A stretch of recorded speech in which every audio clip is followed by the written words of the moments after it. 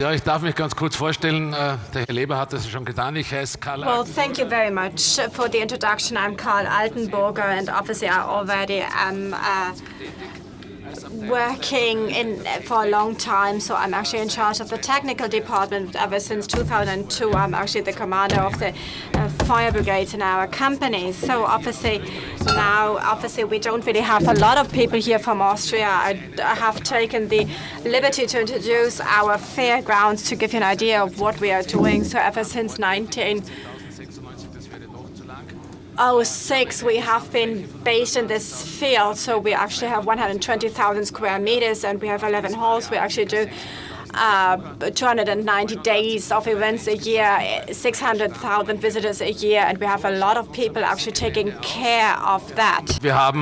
This is what our fairground looks like, and we do our evacuation exercise here in Field A. Here you can see a couple of impressions of what we actually host: trade fairs, congresses, events, whatever you may wish for. And something what is special for us is we have a company fire brigade, and I am its commander. Our fire brigade are all volunteers, and these ladies and gentlemen have other full-time jobs at our Congress Center, but voluntarily and in addition to their jobs, they work as fire brigade members. They are assistants, they are accountants, they are technicians, they are whatever you may want, but they come from all over the place, from all divisions and levels of our company, but they act as firefighters. And this is why we were so much involved and identified so highly with this evacuation exercise. We also act in the football stadium, on the ice rink, and in a historical trade fair building.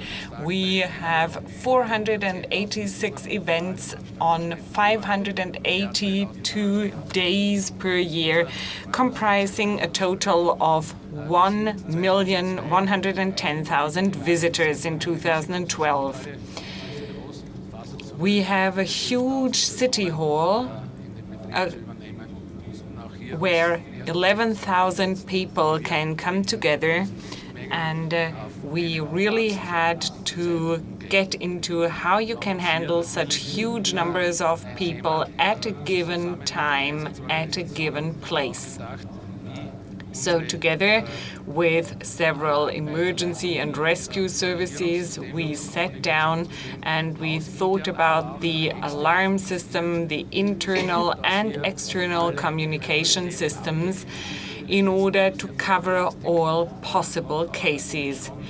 This seems to be strongly dominated by the firefighters, but there is also a major section dedicated to the actual evacuation process. This is what the instructions leaflet and office schedule look like. You can see what we have come up with in the preparatory meetings with the construction office, with the fire brigade and other authorities who have been mentioned in previous presentations when it comes to getting approval for an event. Like the first presenter said today, we sat down together doing a risk analysis and coming up with a plan for action in order to make sure that everything works. The plan was that we had an event with about 1,200 people. We took a low-cost cabaret with a theater show with 2 people acting, and we decided to interrupt their program and start evacuation at some predefined point. We have 4 people in the company fire brigade who were responsible for the evacuation drill. They are firefighters, by training, and they can actually act as such. The Austrian Security Service is our security service company. They also had their role to play. After all, we had to evacuate a building with 1,200 people in it, so this should not just be left up to the fire brigade alone. And this, of course, also depends on the number and type of visitors. Of course, you don't always have a two-person stage play. You sometimes have other events with other audiences. Next, we had an action or deployment plan for the security people. You can see in yellow the persons allocated to the evacuation team. They are the ones who have to stay on till the end of the event. The end of the event is scheduled for 9:30 p.m. And in the run-up to the event, we had several people staffed, more than the ones who have to stay through to the end. They were actually warned and informed in advance, and they had been briefed on what to do during our evacuation scenario. We had 3 different levels, or 4 to be more precise: regular state, threat, decision-making, and implementation of the decision. Whenever you have a fire alarm, well, it's our automatic fire alarm system that triggers it. And the implementation looks as follows.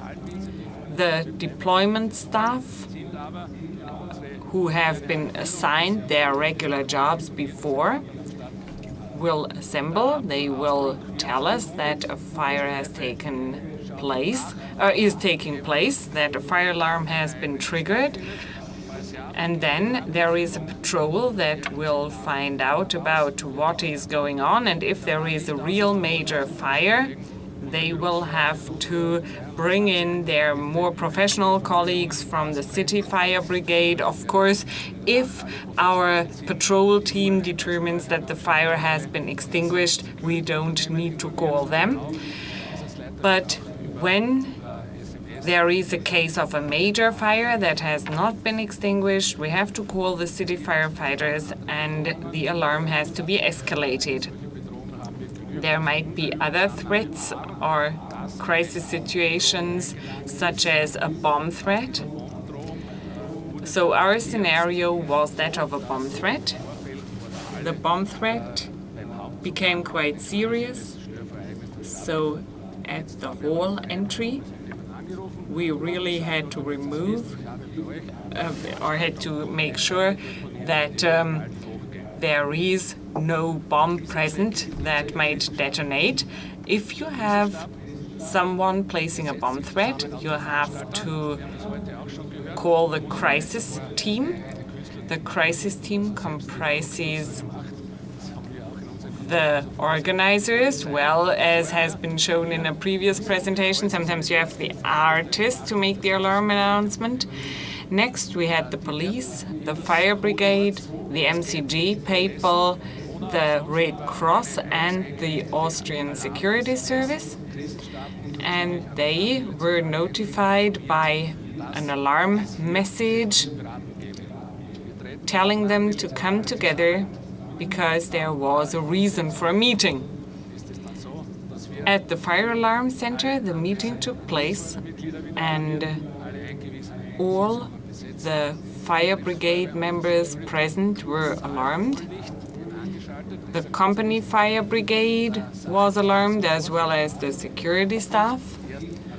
The hall light was lit fully, because the lights on make people become alert. Next, you have an evacuation announcement. Either you announce it from the stage using the existing microphones and loudspeakers, or else you can use your electrical emergency acoustic system or voice alarm system. And we can show you later on in a film how it works. What do the previously instructed security people have to do? Well, they have to show the emergency exits to people, they have to support people with special needs, and they have to escort the artists to Hall C, the backstage area, and the artists are evacuated from the area immediately. This is what the tour security does typically. Everybody who is not part of this evacuation process will have to go to the assembly points in order to receive the visitors and inform them. What must be considered in such a situation? Are there people with special needs in the audience? Blind people, people with visibility disorders, people who don't hear very well, wheelchair users, etc. So we talked through this with the person responsible at the city authority for people with special needs. So we actually made sure that we really did consider people with crutches, people using wheelchairs, blind and deaf people, etc. Next, will I be able to find the assembly point? Is the signage appropriate? Will visitors find their way there? Is the signage put up in an appropriate way so people trust the signs and follow them? Are the outside areas and the assembly point as such sufficiently lighted? Most of our events take place at nighttime, so it's dark outside. Next, can I communicate with the people at the assembly point? Once people have assembled at the assembly point, you want to be able to talk to them. You need acoustic amplification, you need something like a megaphone, for instance. Next, well, it has been mentioned previously, there might be a drunk person sitting somewhere in the men's room and he will not listen to what is being said in the hall. So this person will not know about the evacuation taking place. So we have to alarm the janitors, the cleaning team, the kitchen people, etc., and we have to tell them that they have to leave the place too. In our case, we have an underground car park right below the event hall, and this underground car park must be blocked, it must be closed, because we don't want visitors to rush to their new sports utility vehicle that they've only just bought in order to rescue it from the underground car park. We didn't want this to happen. And the same thing must happen with a view to the great fur coat of the great ladies. We had to make sure that they remained locked away in the cloakroom because we don't want people to go for their fur coats, we don't want them to go for their cars. So the cloakroom has to be locked, the underground car park has to be locked, and our staff had been instructed to tell people in a decided voice, pass on straight away, don't go to the cloakroom, don't go to the car park. And then, of course, it is important to not give a chance to plunderers, to looters. We want to prevent people from moving back into the hall in order to just get that bag which they had forgotten, etc. So make sure by all means that no one returns into the building. The cloakrooms were closed and they were actually guarded. We didn't want people to make use of the opportunity to steal things that had been deposited in the cloakroom. In winter, you have to make sure that there is no snow on the paths and at the assembly point in order to make sure that as many people as possible can reach the assembly point without any risk. In preparing this rescue and evacuation drill, an idea came up. We have monitors displaying the layout of the hall and the building in general to people, showing where the cloakroom is, where the event rooms are, where the toilets are, etc. So we actually use these monitors for providing people with information about the rescue and escape routes. This was just the beginning, and then our people from the marketing department looked at it and they say, we can't have it like that. And then they embellished it a little. Now it looks more beautiful, doesn't it? It has cost an awful lot of money, but it is quite effective. And actually, people do perceive this, they pay attention to it. It is a colorful display, even though it is not animated, it doesn't move. But people tell us quite often that it is just a great thing that we have this. We have received a lot of praise for this, so I can only recommend this to you, and feel free to ask me for advice and tips. And now I would like the film of the evacuation to be played. You can see a stopwatch that is running down there, and I'm not going to say anything anymore now.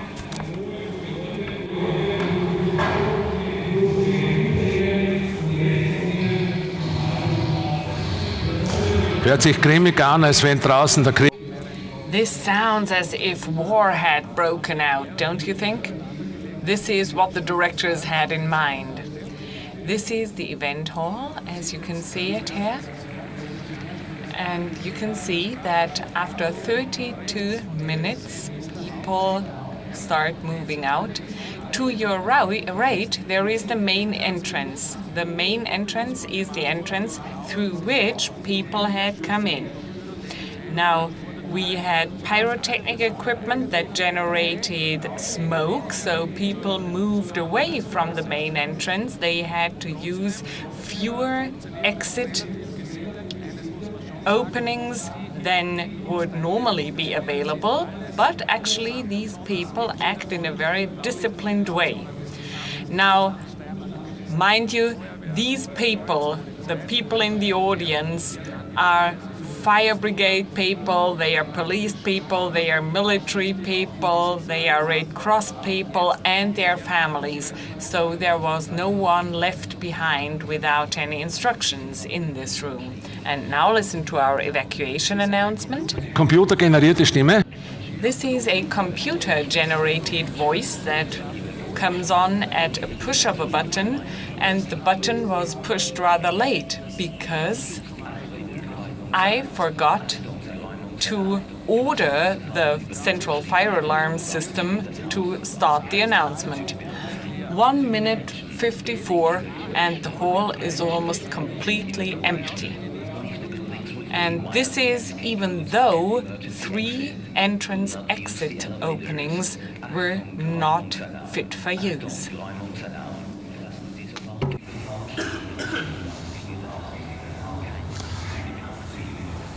So.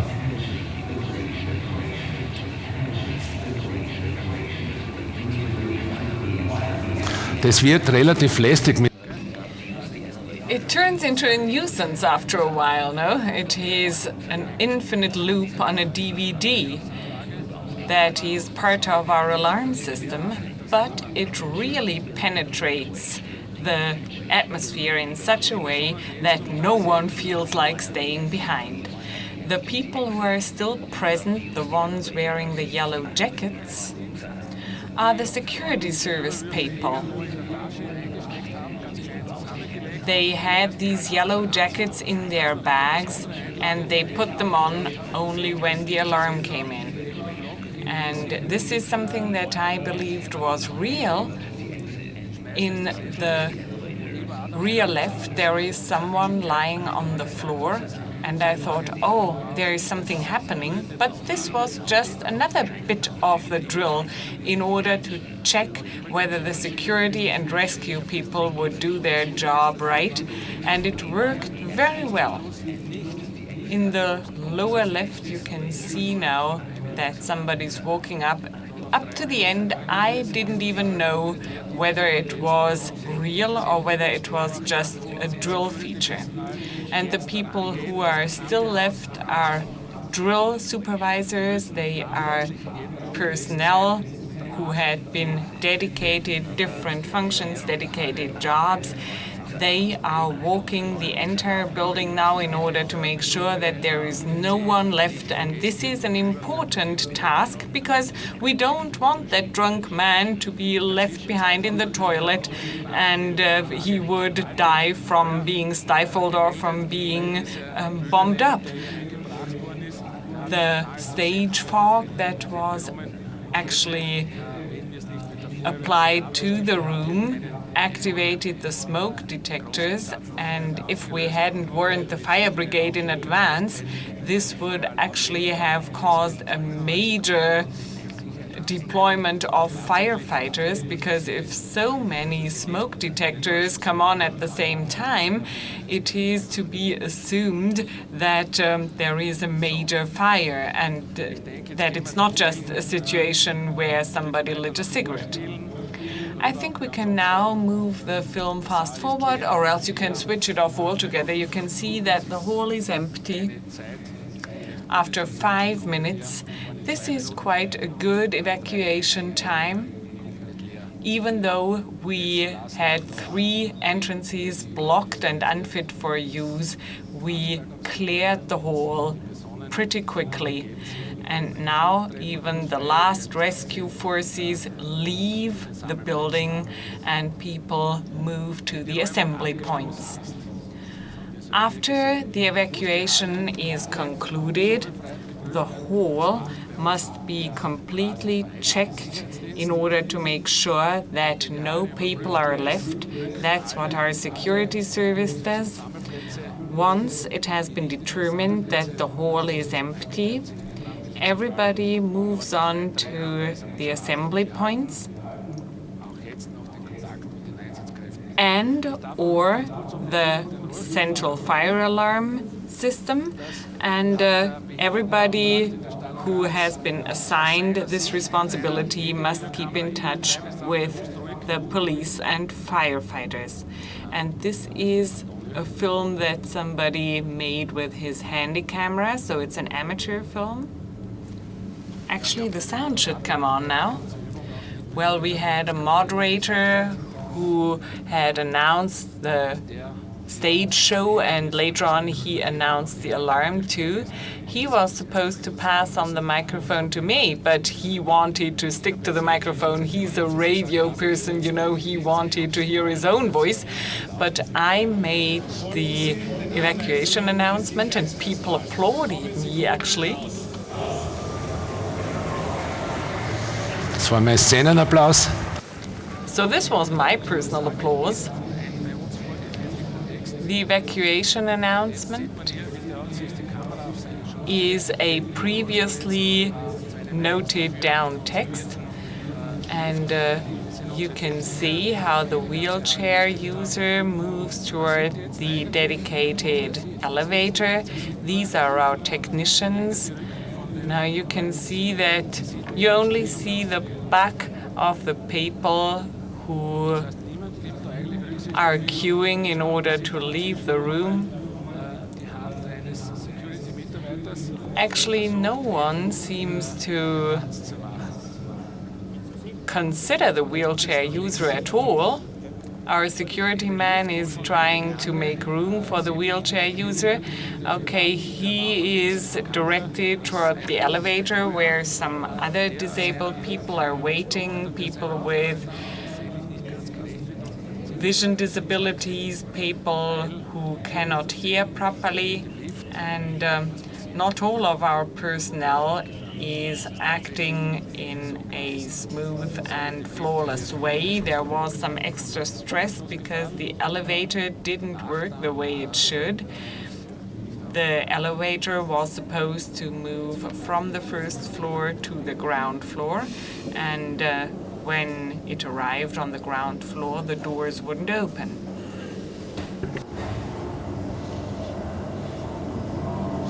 Ich lasse jetzt das Bild für sich sprechen.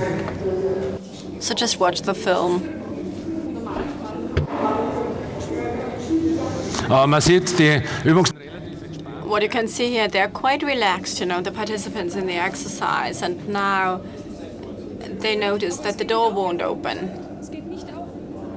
Oh, it doesn't open, she says, and now the person observing it obviously is causing problems because he was part of the fire brigade and he was actually thinking he had to interfere at this stage now.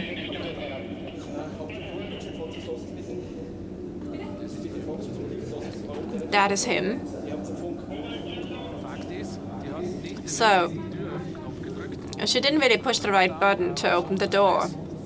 And then she was totally stressed out because obviously beforehand she hadn't been briefed properly, so how this would actually need to be done. And she was just totally stressed out and she never managed to press the right button. So then obviously they opened the door leading to the ground floor, and obviously the fire brigade member knew that there would be a door in there, and then they were getting out that way. But what you can hear in the voice, it is an exercise, but that lady is apparently so stressed out because it doesn't happen the way she had expected it to take place. And afterwards, I was feeling so sorry for her, although she really did not make any mistake. As you can see, the people are quite calm because they obviously know it is only an exercise. It's not an emergency. There's no danger whatsoever.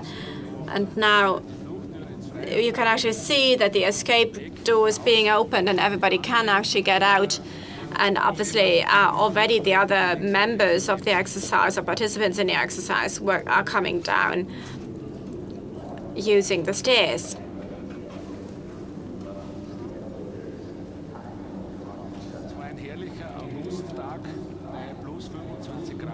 It was a perfect day in August, 25 degrees. It must have been 8 o'clock at night at this time. And you can see that people can actually considered to be quite calm, and they all come out and they go out to reach the assembly places. And then obviously that situation had already been announced. You know, there was a lot of media representatives there and a couple of TV stations sent out their journalists, and obviously there was a couple of reports also in an Austrian yellow press kind of format, and this is probably now to go on for a minute and a half, so we can skip that, and then people would actually get down to the assembly space. Maybe we should just wait for that point where you can actually see that there were positions already set up by the professional firefighters that we have. So obviously we try to control and steer the flow of people, because obviously we try to make it as easy as possible. And so what did we learn from this exercise? We actually need to know that our emergency plan is updated regularly, because obviously we have a very, very huge area. There's always construction going on. There's always a kind of duct that doesn't open up. There's always blocks. There's always changes. So all of that must be very much something that people are aware of, and that must be part of the preparation. There must be very, very good preparation. And obviously, preparation is key. I'd like to say that again. So you want to avoid panicking at all times. You know, check again and again so that your security manager says, you know, that door open button is on the left-hand side. It's not on the right-hand side. So don't panic. Don't be nervous, that kind of thing. We had briefing materials revised as well. So people need to learn that kind of thing now prior to actually being security managers at events. And I mentioned that as well. There were people coming from organizations. They're usually not stressed out, but people are quite calm, and obviously, it went very, very smoothly. There was no emergency. Nobody was injured or anything like that. But you have to do that with people that are aware of that. Don't do it with adolescents. Don't do it with young people. You might actually be able to do it outside, outdoors, 2,200 or 1,500 pupils, that was in a stadium, and then we asked them to come down from stage, and that went actually quite well. But this kind of event, I think it should actually be done with a good audience, and also the announcement must be very, very clear. It must be very, very clear, easily understandable. So people must actually understand what is being said. They must trust the message that is being given to them over the announcement. And obviously, you have to avoid panicking at all costs. You have to avoid panicking, and obviously, you have to pass out information to all participants, and obviously you need well-trained, well-educated security staff. If your security people don't know what to do, if they don't actually have their waistcoat, if they don't really have their torch with them, if they can't really illuminate the way for people that are not familiar with it, if they don't know what their escape route is, how to actually get people to use that one, how to deal with people that are not familiar with that kind of situation, then it's just going to be extremely difficult to actually ensure a smooth operation. Because obviously when people are getting under pressure, then lots of things happen. And therefore, I'd really like to underline again and again that such an exercise is a very, very important milestone in a conference venue. Obviously, it has to be very well prepared. You must never rely on any kind of coincidence or on any chance happening. And obviously, all information that is available beforehand should actually be used. I've forgotten to mention that also we have a kind of escape route simulation system. And we actually had that check on our process, and we had the calculation, and that was actually saying 2 minutes, I think it would have taken to empty the hall using all exits. But we actually managed to use 3 exits.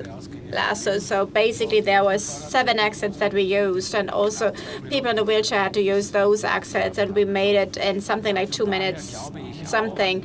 And therefore I think that obviously the 120 plus 60 formula that was already mentioned here for Germany, and obviously I'd like to say again that that already is a standard, is a regulation already in a couple of federal states of Austria, so it's part of our Building Act, and that is apparently guideline 4. It obviously is very, very important when it is about the width of doors of escape routes. So, our action plan, our civil servants, also our visitors, because obviously the participants, the Blue Helmet organizations, as we call them, they are usually also visitors in our facility. So we are the largest conference venue in Steiermark, and obviously also there was a lot of media coverage of our exercise, and therefore we actually got some very, very positive feedback, because apparently people feel very safe and secure in our facilities, and that is what we strive to do 24/7, and that is also the reason why I came here today. So, a couple of findings from our exercise. So obviously you have to make sure that your security staff is available straight away. They must actually just get out their waistcoat, and obviously they must be on spot straight away. You must actually have some very, very good signage for your escape routes that should be regularly updated, but that is something that you need to do anyways in a well-administered buildings. I mean, okay, a bulb might actually, break, but apart from that, illumination must be in place, and obviously you must make sure that escape routes are free, and you just have to make sure that no exhibitor is putting any, jacuzzi cover, just in front of the escape route. You must ensure that your escape routes are free, and you have to avoid big crowds from assembling. So we've heard that a couple of times already. So we usually advise to calculate with 4 people per square meter. That is something that you can still manage. It's not too many people, and obviously very, very good automatic facilities help you a lot. For instance, our automatic announcement, all of that is very helpful. And thank you again for your attention. That is a big event that we hosted at our facility. So thank you again for your attention. Thank you so much, Mr. Altenburger. Before I actually offer the audience the chance to ask questions, I wanted to ask you something first. So you're in a conference center. So we've seen that you're hosting a lot of events, lots of things at the same time. I've seen your wonderful action plan. So you use a number of escape routes that you use for different halls. So what happens if you have two simultaneous events? So how do you organize your organizational communication? Is there just one event manager, or do they work totally separately and independently? Because as far as I know, you actually meet with the issue a lot that you host different events in the same space. Then basically you would basically need to evacuate those halls differently. So how do you do that kind of thing?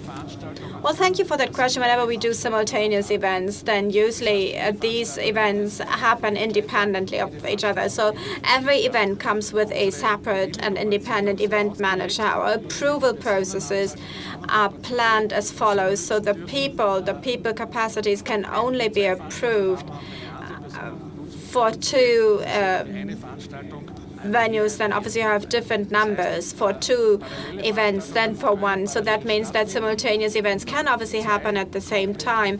However, they have to have two totally different organizations, but also it's very important that they have different escape routes and also the access routes for the service organizations, police, the Red Cross, and obviously the fire brigade. That is going to be the same, but also the assembly spaces and also escape routes are different. And how do the area manager or the event manager in Hall 5, how do they know that there is an evacuation? Yes, he does care about that. He's being informed about that because obviously there's also our company firefighters present, and when you actually host a public event, and obviously there is also the authorities and also the regulations make sure that our own people are present there, and there obviously there's a lot of information going on. There's another question that I'd like to ask you. We've seen the smoke. That was not smoke from a fire. That was basically smoke, event kind of smoke, that did not do what it is supposed to do according to the textbooks, because you basically expect it to raise and then to come down, and therefore higher escape routes are usually feasible. So how realistic would that be if you just consider normal fog, if you just compare that with normal smoke? Is smoke actually doing what it is meant to do according to our textbooks, or what is it doing? Well, this morning we've seen a lot of mist and fog, downstairs. Obviously, they have the relevant instruments in place there, the devices. So either the smoke detectors were deactivated, so apparently they at least were adjusted. So the whole hall was basically full of smoke. So that was actually blown in, and we were just using a blowing system, and then it went up. And what we also have in the room is obviously ventilation. We have ventilation system to take waste air out, and apparently that is what is happening then. What we did not do, the smoke detectors were deactivated at that point. So we wanted that to remain in the hall because we didn't want that to be sucked in. I don't really want to interfere you anymore. Are there questions from the audience? That is just great. I'm just going to hand you the mic. Two little questions. You were saying that the security must actually prove that all rooms are empty. So how would you prove that the rooms were evacuated completely? I was once in the situation to evacuate a hotel, and then you get calls, do they really need to leave the room? And how are you going to come up with evidence for a hotel? So you send your security people out to check every room? I can't really tell you about hotel. That is what I'd recommend, that you basically use the main key and then you check the rooms. Public facilities, public buildings that don't have their own security forces, that is when the firefighters come in and do that. And what we do is we have our security staff and they have to report to the event manager, and they then need to report we searched all facilities and everything is empty. And if they basically tell me that, then I know I can rest assured they did. So they obviously don't have a checklist, but that would actually be an idea. But they have to make sure that they went through all the rooms and said, we did search the hall is empty. And internally, we have that office tower that is 10 stories, and that, according to our building act, is a high building because it is higher than 33 meters. So once a year, we actually do an exercise to evacuate the whole building in line with labor safety regulations, and there is one person that is responsible for every floor, and there's also a deputy responsible manager. So once the building was evacuated, they have to make sure that they know that it is all empty. So that is what is happening automatically in Austria. So that is just a routine thing, actually. So, are there any considerations given to sub-zero temperatures or rain? Because people try to go to their wardrobe to get a coat. Yes, the cloakroom. It is a very, very weak element. So therefore, I mentioned that specifically. You've got to guard it. I mean, sometimes you just have to guard that. We had a concert with the Toten Hosen in December, 11,000 people and 8,000, 9,000 pieces of cloakrooms in a hall with 6,000 square meters. We would just have locked that. I mean, you just would need to go from one hall to the next to get that. It is a big problem. The codes. What you can do is you can watch it, you can guard it, you can lock it, you can only convince people to leave the hall. So we are very fortunate. So one of our assembly spaces is actually a roofed kind of area, which is 5,000 square meters, and mostly that is totally empty and that is perfectly illuminated. And you might actually put some speakers there and switch those on. So a lot of people can go into that assembly space. And apart from that, we just face the same situation as a lot of other people. So people that were actually taken out of houses, they're outside, they're cold and freezing. And then you have a kind of disaster plan that is something that could be developed by the Red Cross or by other security or rescue operations. So that is what has to kick in then. We are only very, very small cogwheel, that kind of thing, you know, being part of the city of Graz. Do you think that people would be the same if there was real smoke? No. I think it's going to be more stressful if there's real smoke involved, and obviously there's going to be more of a rush, but still it would actually be up to the security managers to do the calculations right, to calm people down, to tell them, stay calm, it's all fine, just move on, don't stop, move on. Just repeat the same thing over and over again. So basically what you have to do is you have to take people out in a very organized way, and you have to try to do that very, very slowly and calmly. Any more questions? Oh, there was another question. Okay, you come first. You had mentioned that all the participants, you know, come from the service organizations and obviously the company rescue services. So what about people that are not so used to dealing with that kind of disaster?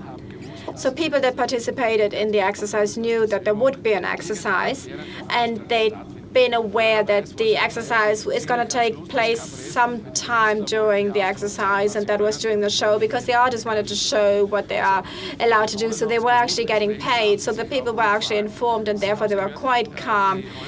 They actually listened to that. There was a very clear announcement, and that was even given an applause, which usually is not normal. And obviously in a real case, that would not happen. And also that is what the producers wanted to do. So they wanted to basically also spice it up a bit for the audience. You know, you had the grenade coming up, there's smoke, fires, you know, lightnings and all that kind of thing. And then the participants of the exercise were very, very calm. They were just sitting there, and then they basically wanted to listen to the announcement until it was finished, and then they were applauding. I mean, that is never happening. I think in a real thing. I've never been in that kind of evacuation situation. I don't think that that is what would happen in a real situation. I think people would then actually try to get out as quickly as they can. But that is just my very subjective meaning, but I don't think I'm very wrong. You've been saying a couple of times that part of the rescue services got an SMS. Do you have separate kind of channels, or is it your own texting channel? Because if it is about a real thing, then GSM is usually what breaks down straight away. I know that. Obviously, I'm quite aware of that. Also, the football stadium, if there's a goal, you know, your own thing, then you can't ever send an SMS. So the frequency that we usually use is a rescue kind of service frequency that would also work if the other frequencies already broke down. So it's our own.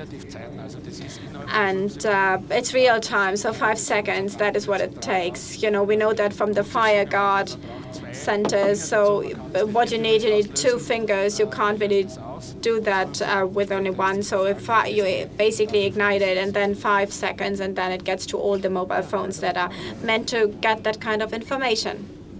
There's one more question over here. Your announcement, you have the automatic speaker, and then you talk about an evacuation announcement. Don't you think it would be actually leading to a lot of panic? Because usually they tell people there's a technical kind of problem to calm people down. Yes, we've been thinking about that. And therefore we decided, you know, we've been talking about that a lot. We had a female voice to start with.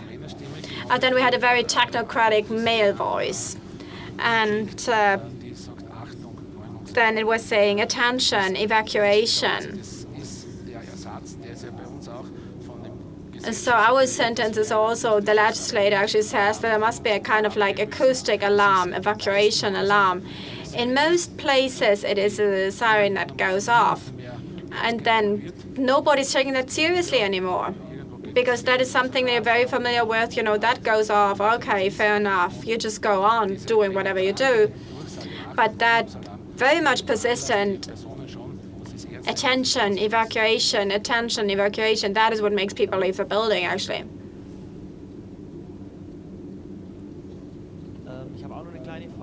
Just a little thing.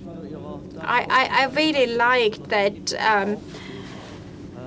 it was not only about the elevator, but also the automatic announcement system or something. I didn't get your question. Could you just repeat it, please? Well, you apparently forgotten to press the alarm. How come that things like that happen in such an elaborate process? Did you not double check? Did you not have a checklist where you notice, oh, we've forgotten something? Well, the mistake is a personal mistake that I made. So that is also something that I learned from the exercise. So we had the fire guard. There was someone there that was briefed to wait for my announcement to make the alarm go off. So I was saying, okay, I make the announcement on the megaphone, and then I'm just gonna tell them, okay, evacuate now. And then I was basically watching them to leave the building, and then I understood, oh, I've forgotten that now. I can't hear this, unfortunately. So the fire guard should actually have asked you, what about the alarm? They didn't notice. But did you now find a rule for that? He should have cross-checked. The evacuation announcement, has that been made? That is something that he should have asked, and that is obviously something that we introduced to our findings. So obviously we did learn a lot from the exercise. It's also very important. That kind of exercise needs a very, very extensive follow-up. So lots and lots of feedback must actually introduced, and that is why you do that kind of exercise, and then you have to revise your processes. That is just very important. All right, are there more questions, or did we cover it? Well, I can't really see any more questions. So, therefore, I would like to thank you again, Mr. Altenburger. Thank you very much for joining us. Thank you so much for listening to me.